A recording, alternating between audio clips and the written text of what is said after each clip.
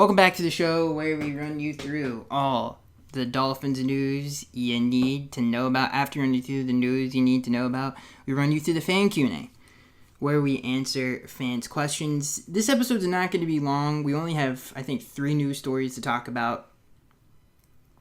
After we talk about that, I will be doing my mock draft for this year, which should be pretty fun to do. But yeah, this episode shouldn't be too long. It's crazy to think that we're, a few days away from the draft, when it seems like just yesterday we drafted Austin and obviously Tua and Igbenogany in the first round. It's weird how time has moved. It's crazy to think of it like that. But anyway, let's get into the news story, ladies and gentlemen, or the news stories. Again, we only have 3. There's not that many, but there's some pretty interesting ones on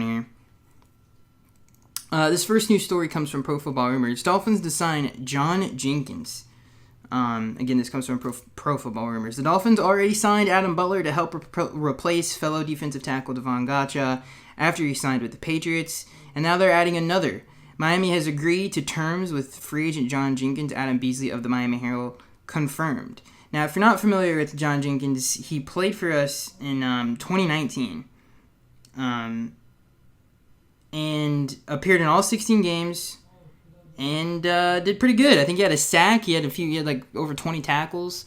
He was a good rotational player. His best work was against the run. And that's exactly what we need, is someone who can come in on a rotation and help us against the run.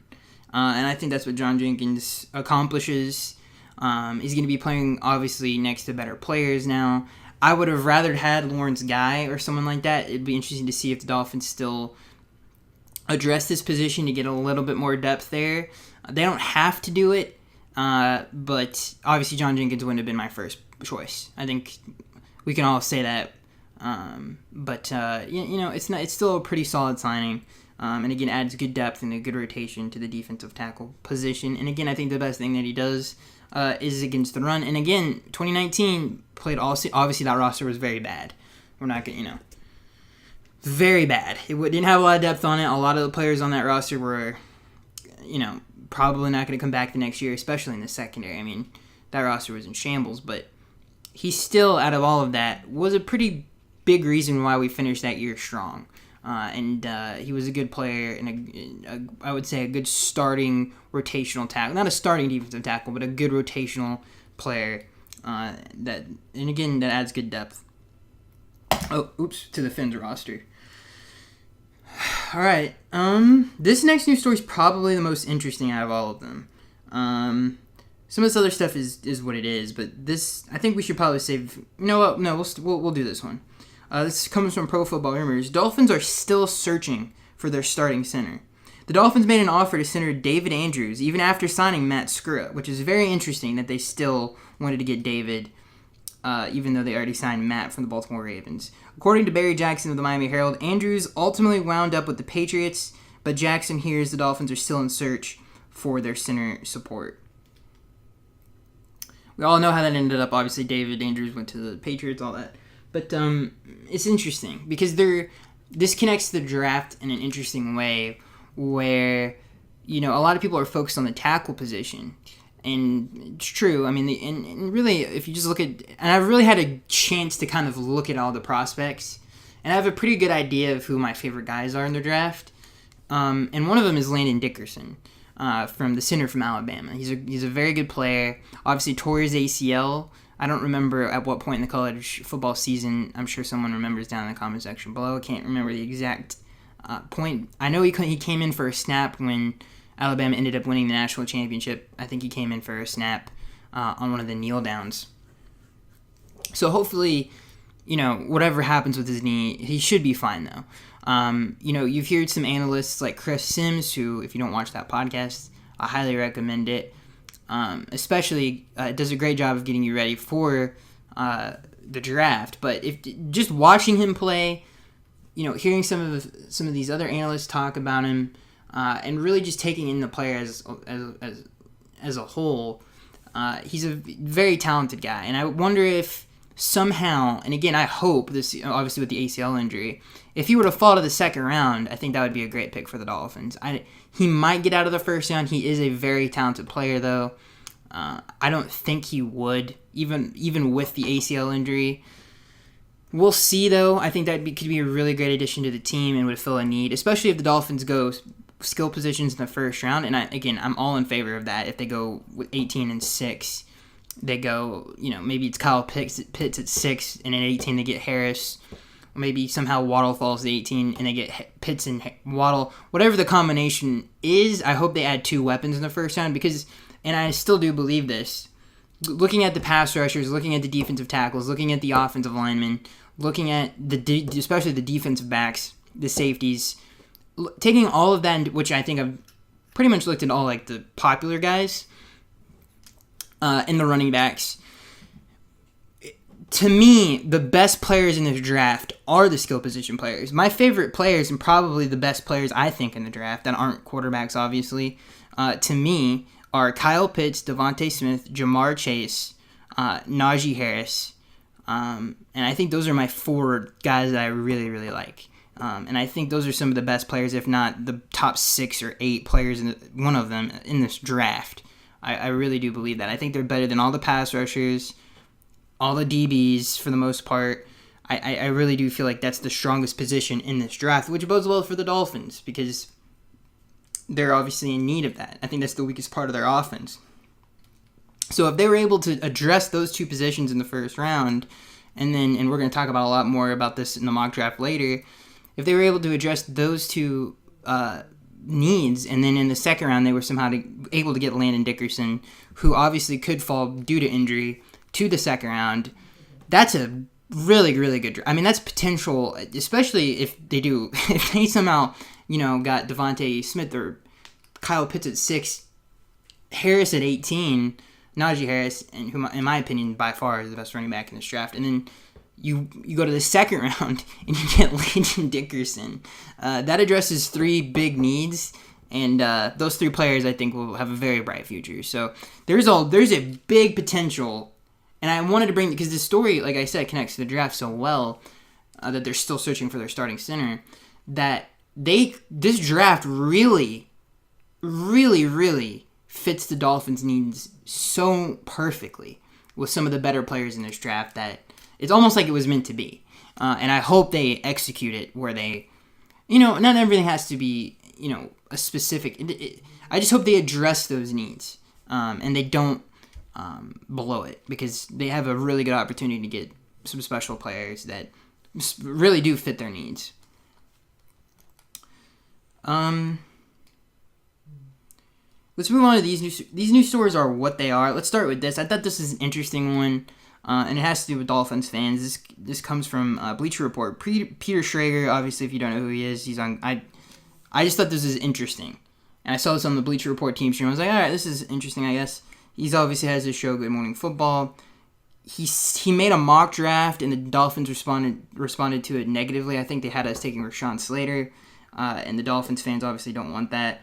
And he says he's never gotten a response like that from any other fan base. And I wanted to bring this up because I feel like the Dolphins fans don't get enough credit. I feel like, and I'm being dead serious, there's a lot of, and this franchise has been around for so long, so it does kind of make sense. But there's a lot of Dolphins fans around the country. I think a lot more than people think. Like, to the point where it is like the Raiders fans, where they do really, I mean, there's fans in New York, for God's sakes. There's a lot of Dolphins fans in New York.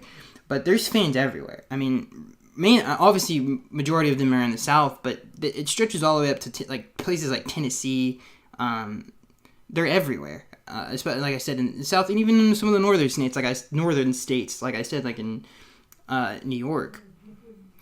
So I just feel like it's an underrated fan base that does stretch around the country. I think in an underrated, people don't really think of Dolphins fans that way, but it's true. I mean, you can find Dolphins fans just about anywhere, and I think so, at least in my experience. But anyway, let's move on from that.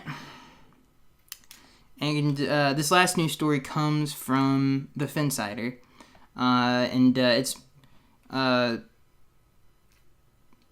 It's one of these. It's like, all right, who cares? I mean, it is what it is. It's an interesting news story, I guess. David Carr. This comes from the Finsider. David Carr looks at Tua Tagovailoa and sees Steve Young future for the Miami Dolphins quarterback. We're not going to read the article because it's nonsense. I mean, not saying that he can't end up to being a Hall of Fame quarterback or anything. That's not what I'm saying. The reason why I say it's nonsense is like anytime these comparisons happen, it's weird. But I do want to bring this news story up because it reminded me of something. If you guys have not seen this yet, Kurt Warner has a YouTube channel where he breaks down quarterbacks, and he did a 3-part series on Tua. I probably brought this up before. Who cares? Go watch it because it is very interesting, and I think it's a must-watch if you're a Dolphins fan. And it's an actual breakdown from a Hall of Fame quarterback who knows what he's talking about, and he doesn't say the same bull stuff you hear on ESPN where everyone has the same opinion around the planet. It's a different opinion, it's a different take, and it's obviously it comes from a place of actual knowledge and extreme knowledge about the game. We're talking about Hall of Famer right here. So I cannot recommend it enough. I hope you guys go watch it. It's not just these blanket statements, oh, he can beat Steve Young or anything like that. It's really breaks down the player and was really, really, really good to watch, especially if you're a Dolphins fan. So I highly recommend everybody go see that. And if you haven't already, I'm sure some of you already have, but I can, and again, the whole Steve Young comparison, it's, hey, I think he's more, if I had to compare him to a Hall of Fame, if you're like, you have to compare him to a Hall of Fame quarterback, he's way more like Drew Brees than he is Steve Young. The only real similarities these two have is they're both left-handed quarterbacks. Steve Young was way more athletic than Tua. I will say this, the way that they throw in the pocket is very similar. But the way they play the game, I just don't think Tua can do some of those things that Steve could do with his legs. And that's where I think the way they play the game is a little bit different. But the way that Drew Brees, Steve Young operate in the pocket, they don't have the strongest arms. I mean, that's, Steve Young was always criticized. And same thing with Drew. I mean, everybody brings that up with Drew Brees all the time. They don't have the strongest arms, but they're very accurate. And I think that's the thing that they all three have in common. I would compare him more to Drew Brees than Steve Young. I think him and Drew, I think Tua is more athletic than Drew, but they have very similar athletic ability.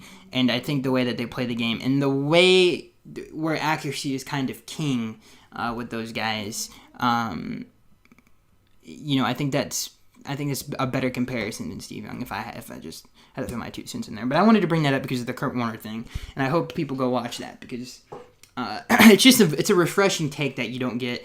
And a lot of these sports shows really just have the same opinion. And it's funny because if you ever talk to someone that's a sports fan, they'll have the same opinion as the guy that they watch on ESPN. I don't know why it's rare that you see different opinions. And I think the Kurt Warner thing is a different opinion. Let's move on to, is this the mock draft? I think, yeah.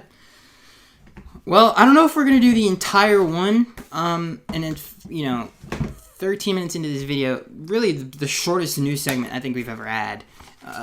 Maybe not, but I hope you guys enjoyed the news segment. That's it for the news. There's nothing else. There's no rumors for them, really, at all, for the Dolphins in terms of the draft, who they might take, any of that.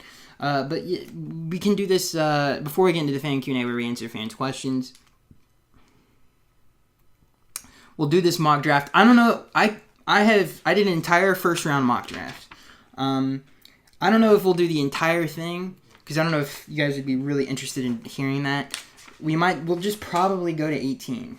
And that's obviously where the Dolphins' first round ends unless they trade back up into the first round and do something crazy. So let's get into this mock draft, ladies and gentlemen. You can grab some popcorn, get whatever the heck you're doing. You know what I mean? Hopefully you guys enjoy this. All right, let's get into this mock draft, ladies and gentlemen. Again, I don't think, like I said, we were going to do the entire thing.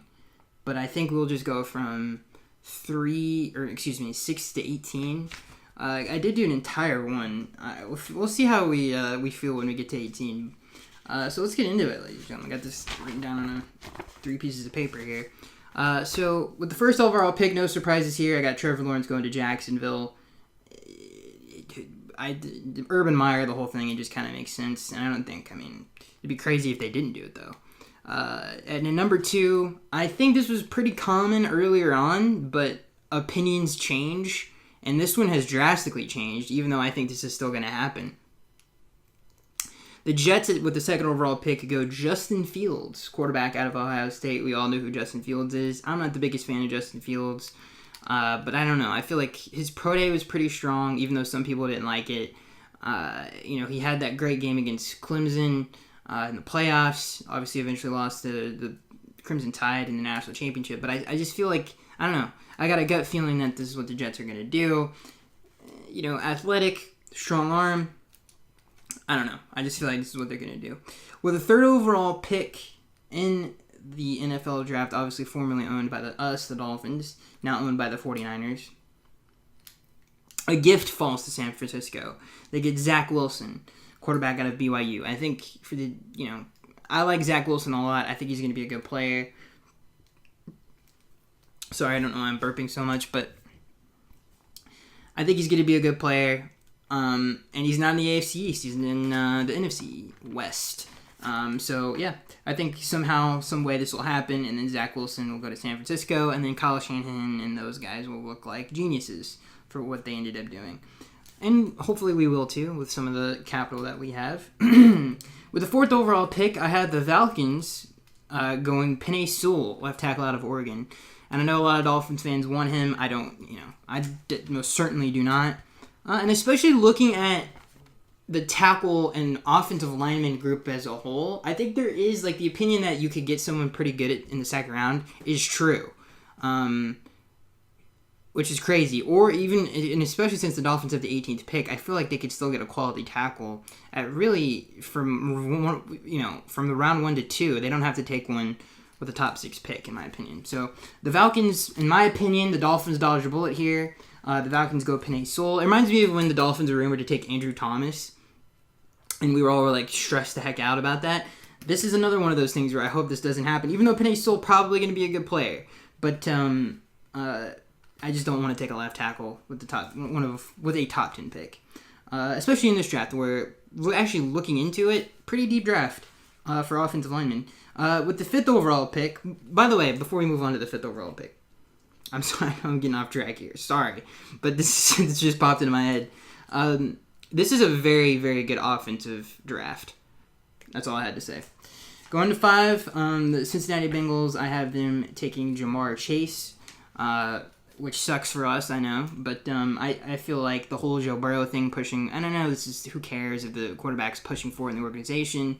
But when you actually look at their roster, they really don't have a 1. Maybe T. Higgins becomes that, but Tyler Boyd more of a 3, or not a 3, but a 2. I don't think he's a 1. They traded AJ Green to the Cardinals, so it's not actually that crazy that they would go Jamar Chase here. And obviously Jamar Chase is supremely talented. You know who he reminds me of? The more I watch Jamar Chase, and again, it would be amazing if the Dolphins were to get him. He reminds me a lot of Andre Johnson.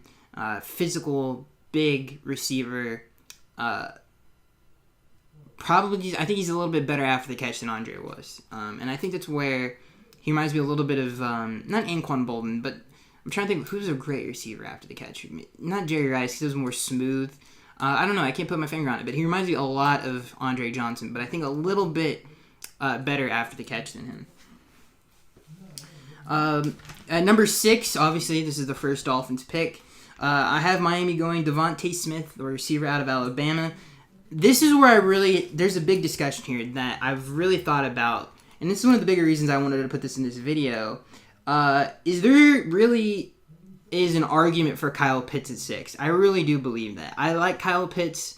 I think his hype's a little bit too much. I think it's a little crazy. Everybody's acting like he's, LeBron James or something like that, which I think is a little over the top, because I think when you look at Devonte Smith and Jamar Chase, I think they're every bit as talented as him, in my opinion. I know people probably freak out about that, but I think that. But I think there is a real argument for Kyle Pitts here.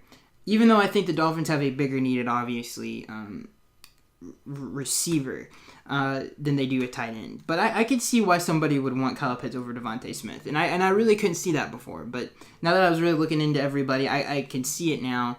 I think when you look at the roster, though, this is the reason I went Devonte Smith over Pitts. Is the receiver position, I think, and obviously Mike Gesicki is there already. I just think it's just too big of a need to pass up someone that good that plays that position. But the idea of Kyle Pitts and Gesicki, and if the Dolphins end up going Pitts, I can understand why. The only thing I would say about the whole thing, and I think Kyle Pitts is a good blocker, but Mike Gesicki is not a good blocker. I don't think it necessarily would make Mike better. I think the reason the Hernandez-Gronk tandem was so good is they both could line up inside, pretty much could line up in any formation, any personnel grouping. I don't necessarily think Mike can do that.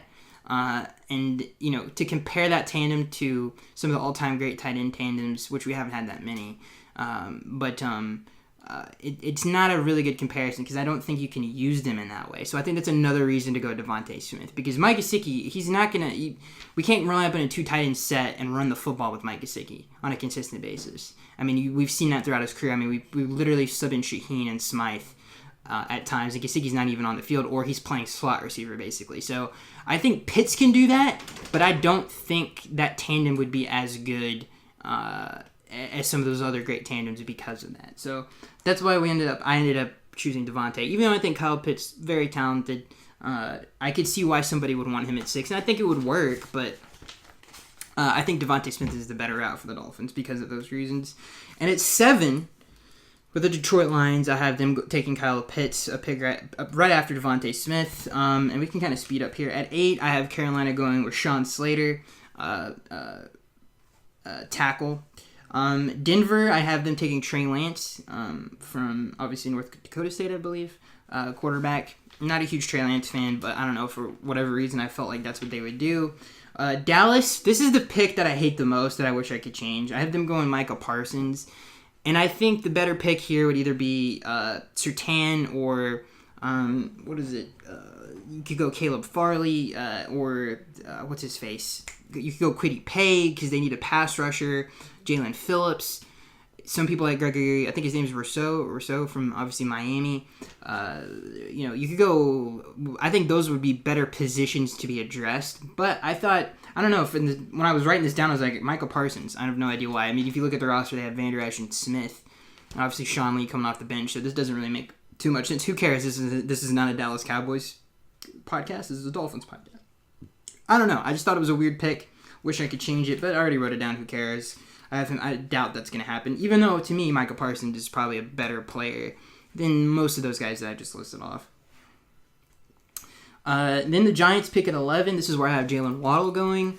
And then when I started thinking about it, I was like, that doesn't really make sense. They've invested a lot in that offense in recent, obviously with Kenny Galladay and some of Evan Ingram. They have a lot invested in that offense. Saquon Barkley, Daniel Jones. I like their skill position group, and Darius Slayton. I don't necessarily think this is the best pick in the world, but whatever. I have them taking Jalen Waddle. And at 12, I have the Philadelphia Eagles trading with the New Orleans Saints, and they end up selecting Mac Jones. I think someone will probably trade up sooner than that to get Mac Jones, but this is where I have the trade happening, is New Orleans trades all the way up from where they are to Philly, and Philly just has a ton of picks at this point, and they take Mac Jones. The Saints take Mac Jones. At 13, I have the Chargers taking Elijah Varen Tucker out of USC. I think that's a good fit for them. At 14, with Minnesota, I have the Vikings taking Patrick Surtain out of Alabama. I know that you just signed Patrick Peterson. I'm not really in love with all of their DBs. I think he could be a pretty good upgrade for them, and obviously Mike Zimmer has a pretty... I think he used to be a defensive backs coach, and he values corners, so I think obviously a defensive-minded guy too. He could go pass rusher here, or maybe someone inside, but I think Patrick Surtain's the best player available there for defense at least, and I think they go ahead and take him. Even though it's not true, I actually like Caleb Farley better. I just feel like Surtain will be drafted over Farley. And at 15, this one hurts me, because Jalen Phillips is one of my favorite players in this draft, and I think he's going to be a very good player. Obviously, he has the concussion issues, but I like him as a player a lot. Watched a lot of him over this last week, and I like him a lot. And 15, I have him going to 15.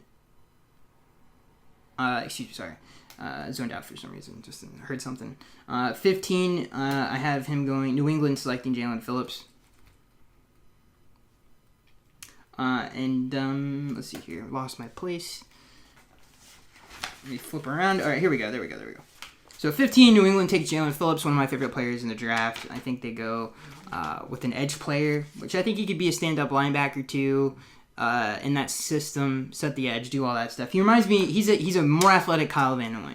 Like, he's way more athletically gifted, and I think he has a better pass rushing ceiling than Kyle does, but he reminds me a lot of Van Noy. 16, I have Arizona taking Caleb Farley.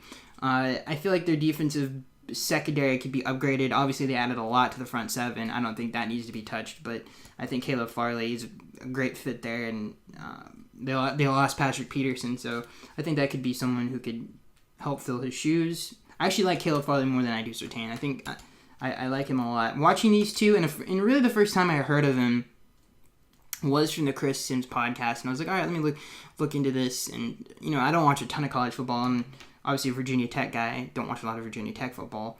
And I know some Heat fans or Hurricane fans will probably be upset with that, but it's true, I don't. So to go back and to really watch him play, I think, and I know he opted out, but he's a very good player, and I think Arizona gets a good one there. And then with 17, we're almost 18. With the 17th pick of the draft, I have the Las Vegas Raiders taking Kwity Paye, defensive end or edge player from Michigan. I like him a lot. Have him going to Las Vegas. They obviously desperately need front. They have Mason Crosby there, who's a good player, but they need someone else there. And I don't think Keelan Farrell, is that his name? I forget his name. Defensive end from Clemson. Don't think he's going to live up to that billing.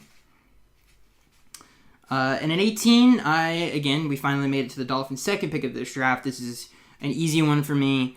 I have Naji Harris going to the Dolphins at 18. I think this is a fantastic pick for them. And I think this is how the draft board will fall, at least in my opinion. And we could go to 30, but I guess if you've made it 27 minutes in, it's not the worst thing in the world. So we can kind of speed it up here. But yeah, I think Naji Harris, first of all, I think is a steal at 18. I think he's leaps and bounds better than Travis Etienne. Just stay on this pick for a second. I think he's a special player, not just in the running game, but the passing game. You know, guys, how I feel about the running back position nowadays. If you've listened to this podcast a lot, I put a lot into that. I think the line of scrimmage yards should be the yardage mark that people look at when they look at the running back position, because they really can do so much that not any other player other than the quarterback can do on the field, where they can give you a 2,000-yard season like Christian McCaffrey did, or even almost a 2,000-yard season on a pretty consistent basis, and can affect the field a lot more in the run game and pass game than a lot of these other positions can. And I think Naji Harris is a perfect example of that, and obviously a lot bigger than even someone like Alvin Kamara or Christian McCaffrey, who are the best at it right now. But I think, and he's bigger than they are, and I think he's every bit as talented as they were coming out of college. And that's why I like him so much. So I think he's a superstar player. And if I made a top 5 players in this draft, he would be in it. And I don't know why he doesn't get as much love, and maybe I'm crazy, I don't know. But I really like him a lot. So I have the Dolphins getting him at 18. I really don't see any reason to keep going with this, but whatever, we'll keep going. At 18, I have Christian Darrisaw going to the Washington football team. We'll skip through these very quickly. At 20, I have the Bears taking Kadarius Toney, I believe. I think it's a little bit of a reach, but they need offensive help. Rumor is they're getting rid of Anthony Miller, and their offense wasn't much last year anyway. And he reminds me a little bit of, what's his face? God, I'm forgetting. Devin Hester, but he's a better receiver than Devin Hester was coming out. Obviously, they converted him there. Played defensive back coming out of college. 21, but his skill set, I think he can do punt and kick returns. But it doesn't matter. It's just, again, 21, Indianapolis, I have them taking Jason Owa, I don't know how to say his name, edge player from Penn State. At 22, I have Tennessee taking J.C. Horn, corner out of South Carolina. I think, obviously, they need the help there in the secondary, losing 3 pretty prominent defensive backs in their defense 2 years in a row with Logan Ryan, Adoree Jackson, and Malcolm Butler. So they need a defensive back pretty bad. At 23, I have the Jets with their second first-round pick taking Travis Etienne out of Clemson. They're going to want to get Justin Fields some help there. 24, which this is a heartbreaker for me too, because he's one of my favorite players in the draft, and I think the Dolphins, there's a chance they could actually get him in the second round. This would be one of those picks when it happens, I would be bummed out. I'd be like, oh man, because he's a really good player, and he could really help us out. But anyway, at 24, Pittsburgh takes Landon Dickerson, center out of Alabama. I love him, but I don't know. I think there's a chance he could get out of the first round, and I hope to God it's like the DK Metcalf thing or the Miles Jack thing. If he falls to the second round, I hope the Dolphins actually make an effort to go get him. Like, I really, really do. They have 2 second-round picks this year. They should be able, if a Landon Dickerson falls to the second round, they should be able to maneuver it and get especially since they want a center so bad. And you know what? At 18, I could see them do. I hope they don't do that. I think it's not a reach because he's going to be a great player. But I think you can finagle your way and get him in the second round. 25, I have Jacksonville picking Levi. I'm not even going to try his last name. I think it's Onzariki, defensive tackle from, I believe, Washington. I have them taking him. They need some front 7 help. And there'd be a good pairing if you have Caleb Von Chase on and Josh Allen there. 26, I have Cleveland taking Jeremiah Wusu. Linebacker from Notre Dame. 27, I have the Baltimore Ravens taking De'Ami Brown, receiver, North Carolina. I think that could really help them out. Philly, I have taking, when they traded with New Orleans, they got their 28th pick. I have them taking Terrace Marshall, LSU wide receiver. They need help for Jalen Hurts. And I think they would be okay with that. If you're an Eagles fan, you get all those first-round picks, and you get a pretty good prospect at receiver. I think that's pretty good, which you need desperately. 29, Green Bay gets Zaven Collins, adds to that front 7. 30, I have Buffalo taking Devonte Williams. I think they need a running back, and they get one in Buffalo with, and God, I don't even want to talk about Buffalo. North Carolina. 31, I have Kansas City taking Walker Little. Some people might think that's a reach there because of his long absence from football, but I think talented dude. I think Andy Reid could work with him. And at 32, to round out the first round of the 2021 NFL Draft, I have the Tampa Bay Buccaneers selecting Kellen Mond, quarterback out of Texas A&M. I think that would be a good guy to kind of have behind Tom for when he leaves. They could take over the show. Because they don't really need anything there. I could sit here and talk about all these teams for a good while, but who cares? I have them taking Kellen Mond. So yeah, that's my first round. And again, to recap our picks, at 6 I have us taking Devonte Smith, and at 18 I have us taking Naji Harris, which is, I think, to me, would be awesome. But I know some of you guys don't like that. It's who cares, man. My opinion, it's I think would be a fantastic draft. Let's move on to the fan Q&A where we answer fans' questions. And you know what? I would love to hear your guys' mock drafts in the comment section. That would be fun. And this is going to be a very short episode anyway, so I thought I would throw the mock draft in there. We only have 9 questions. You know what? And I want to say this before we get to the channel. It's not doing so well right now. I don't know why. I'm like, maybe I should start really worrying about this. I don't really care all that much because I would do these videos if they got 2 views, but I don't know. It's just very interesting. Not a ton of questions here. There's only 9. This question comes from Tony. He says, how do you think the Dolphins attack the draft? What positions do you see as targeting in certain rounds? By the way, before we answer this question from Tony, and I'm all over the place, but stick with me here. If you have any suggestions about what you would like to see on this channel, it does help out a lot because it is like you look at this, like, all right, we could be doing a little bit better than we are. So let's get back to the fan today. This question comes from Tony. He says, how do you think the Dolphins attack the draft? like, what positions do you see us targeting in certain rounds? I think in the first round, like I said, I think it's all about weapons and or anything to help Tua. So that could be, Landon Dickerson at 18. It could be someone like that. So I think it's about offense in 18. I think in the second round, and I could see someone like... here's the thing. I hope at 18 we don't reach for someone at 18, for a pass rusher at 18. Because I don't really love most of these guys. You could... My mock draft, I barely had any of them in there. I think I had 3 pass rushers in the first round. So you can... I don't really love any of them. I only had 1 defensive tackle in the first round. I just really don't, whatever. I'm sure some of these guys will be amazing, make me look stupid, but I really don't like a lot of them. But maybe someone like that falls to the second round. I mean, I had some good ones fall to the second round. Like, I had Gregory, I think his name, I swear to God, if his name's not Rousseau, it's going to be stupid. But I had him, obviously he had 15 sacks before he went on COVID. He opted out. So that could be a value guy in the second round, I guess, but...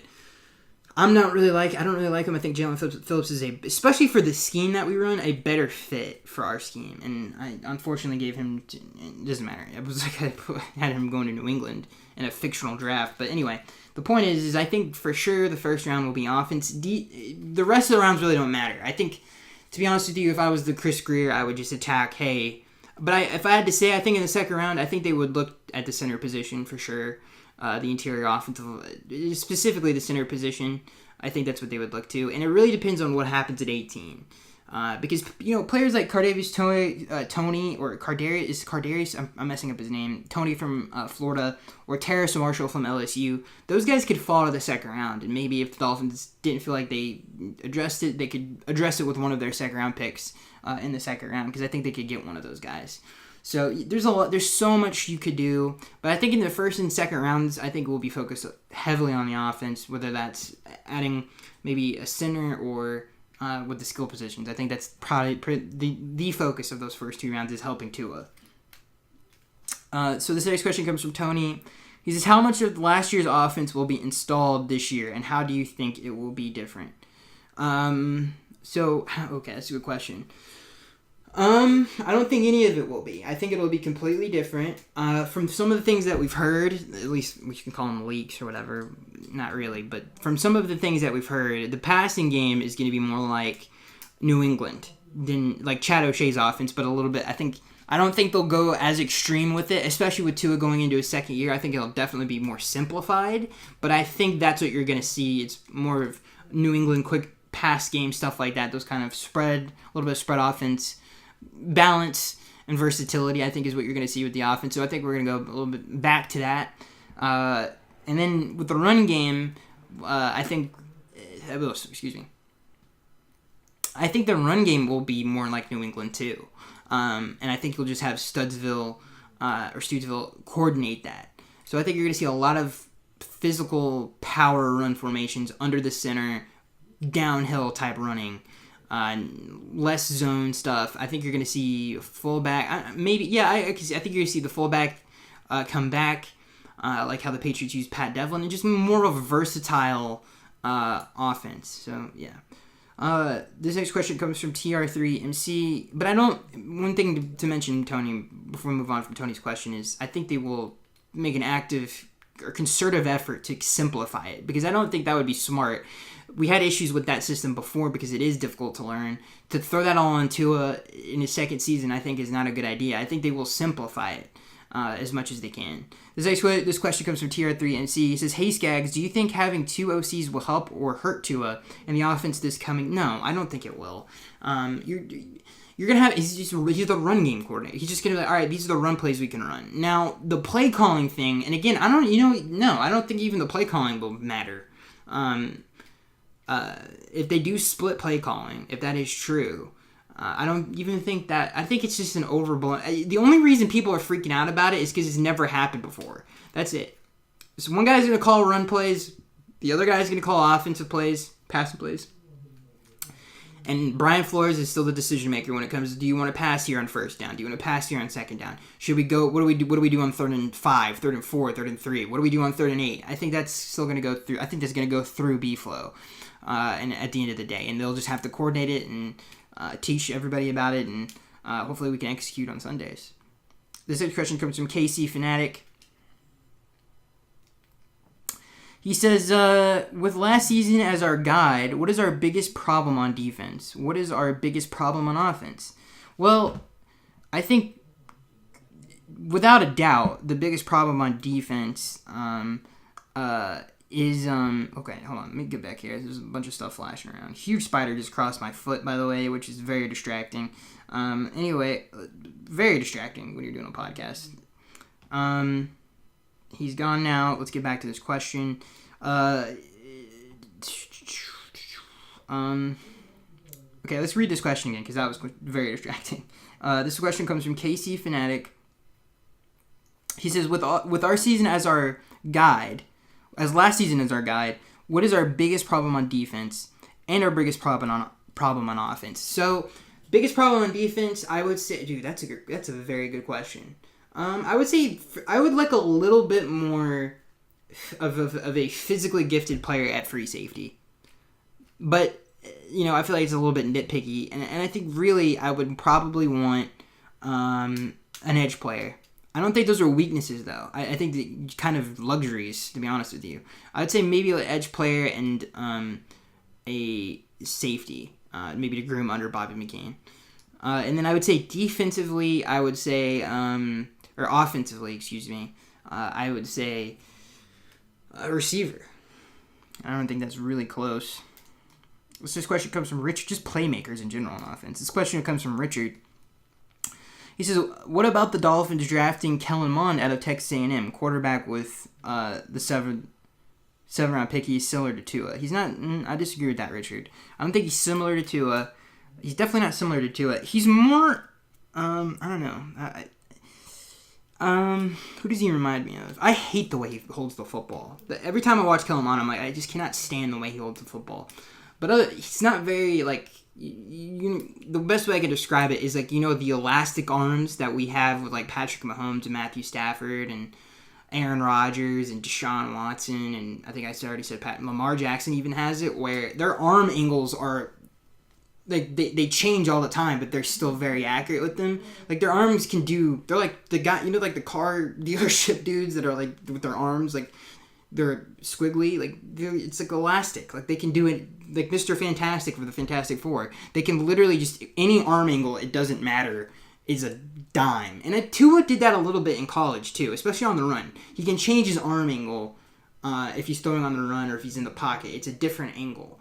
It's not as like crazy as like Patrick Mahomes or anything like that, but he still does do that. And Kellen doesn't do that. He's kind of a robot, But that reminded me a lot of Tannehill in that way. But I don't think he's very similar to Tua. I think he definitely has a stronger arm. He's a better athlete than Tua is. I don't think he's as accurate or he's he doesn't get through. He's not a better pocket passer than Tua, but he definitely has a lot to like about him. But I don't think he is very similar to Tua in any of those. But that's the one thing I really don't like about him is his roboticness, and like I said, his arm angles are not very varied. But I like him. He seemed like he's a very good prospect though, and he could be someone that maybe you take a flyer on with your second round pick if he's there. I wouldn't be opposed to it. Talented.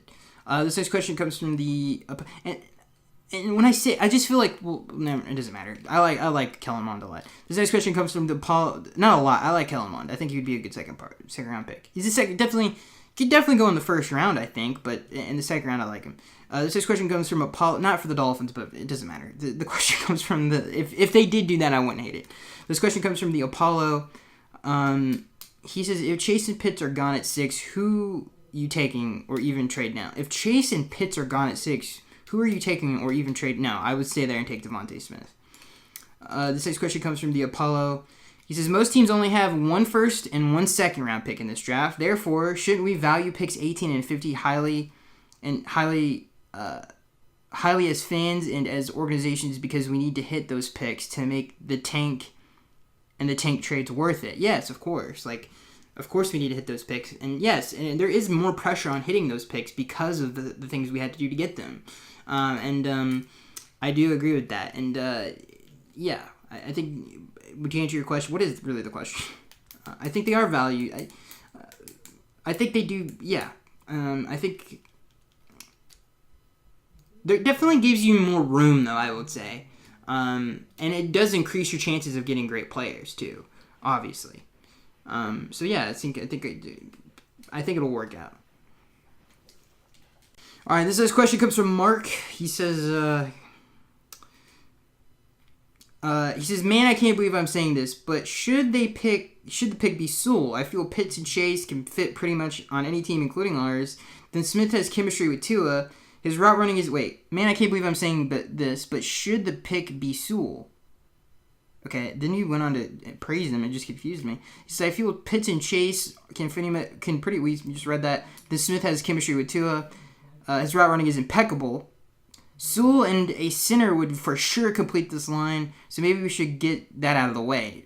Then last but not least, I actually believe Waddle might be our best pick out of the pass catchers because of his speed, which we need most. He's the big yak guy and also familiar with Tua. I say Pitt/Sewell/Waddle. What say you?" I disagree with that. I disagree with this Waddle stuff. I think it's ridiculous. Waddle is not even close to being a better receiver than Devonte Smith. And you want to talk about speed, Devonte Smith has speed. And, I mean, the dude is, not only does he have great speed, but he's a great route runner. So he can stretch the field, and the Dolphins don't need that. They have Will Fuller. They don't have him for the first 2 games. But that's the entire reason they signed Will Fuller, is to be a deep threat. So I do like Jalen Waddle's after-the-catch stuff, but Devonte Smith has really good after-the-catch stuff. They threw him a lot of screens at Alabama. And I know he's not a physical, he's not big. He's only like 170 pounds. It doesn't matter. The dude runs away from people. He's like the Jerry Rice type of yak. Yards after contact or rack, yards after catch. It's the Jerry Rice thing where he is so smooth and fast that he just runs like Odell Beckham. He just runs away from people. He has it all, in my opinion. So I do disagree with you, Mark, that the Waddle thing. I disagree with that. And same thing with the Sewell thing. You can get a good, like I said, there's a possibility you get Dickerson in the second round because of the depth of the offensive line positions. And the point is that I think there's a huge need at making plays on the offensive side of the ball. And this draft is perfect for it. Because the guys in this draft are special. Pitts is special. And I'm not saying anything that nobody's not already heard, but especially Devonte Smith and Jamar Chase. Those guys are really, really good. So I don't think you can pass that up when it is such a big need on your football team. And we just did grading all of the first-round picks of the last 10 years. We just did that podcast. These guys that I'm talking about, when I say Pitts, Chase, when I watch them play, I think, same thing with Naji Harris. These guys are stars. These guys are special, okay? And again, the Dolphins need offensive playmakers. Take one of those guys because you're not going to regret it. So I disagree with him. I hear where you're coming from, but I disagree with it. This next question comes from SM. Oh, sorry, dropped the pen. He says, I think the Dolphins want Pitts if he falls to 6, but will end up taking Devonte Smith. Then I think they want the offensive tackle Slater, but might have to trade up for him. But saying that he is only 6'3", they will move him to center. Slater? So, okay, I'm sorry. I zoned out on me reading something. I think the Dolphins want Pitts at 6 if he falls to 6, but they will end up taking Devonte Smith. Okay. This is, again, the question from SM. And he says at 18, I think they will take Rashawn Slater and move him to center. I don't think that's going to happen, for sure. I think it's a little bit of a stretch move from tackle to center, in my opinion. This last question comes from Ahmed. He says, last episode was more about failed first-rounders as compared to successful ones. Well, we just graded the 10 years from 2010 to 2020. We didn't talk about past drafts. We just talked about 2010 to 2020, and we graded those. So it wasn't intentional to be negative, but that's how those drafts graded out. Then successful ones. So what is the excitement about moving up to 6 to select Pitts or Chase? History tells us that accumulating picks in later rounds gives us better chances for more or even worthy talent. We've been hyped for drafts for years, and not a single first-round player from last week's episode changed the franchise, with stellar play at least. You're absolutely right. It didn't change the franchise. I would agree with that. There were great players on that list, but none of them changed the franchise. I do agree with that. And a lot of that has to do with just people. Like, some of those players could have helped do that. Like, some of the guys that we talked about. So what is the question? The question is, what is the excitement about moving up to 6 is like pitcher chase? Because those guys are difference makers. They're great players, and again, they fill a need. Listen, I've done this show for years now, and a lot of the things that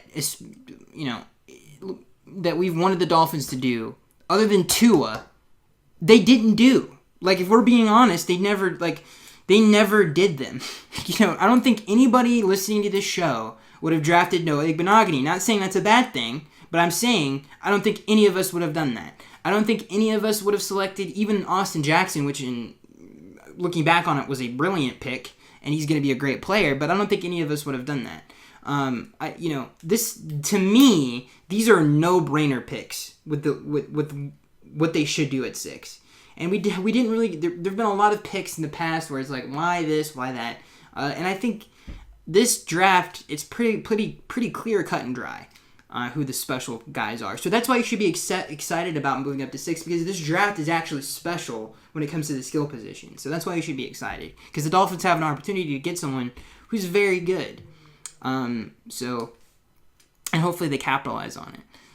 And this is one of those situations where I hope they listen to the fans, is basically what I'm saying when I was talking about, we wouldn't have done this or that. And I know that can be kind of dumb at times, but to me, this is a no-brainer. It's like, not to compare it to, but it's like when you see a great player come around, it's like, all right, this is kind of obvious, we should do it. But anyway, so yeah, that's why you should be excited, because those guys are really, really good. And then he says, what are your interests and hobbies outside of watching the NFL? I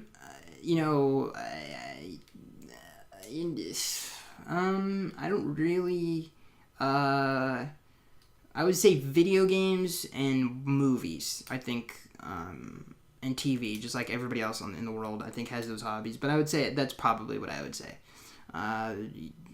Yeah. Games, movies, TV.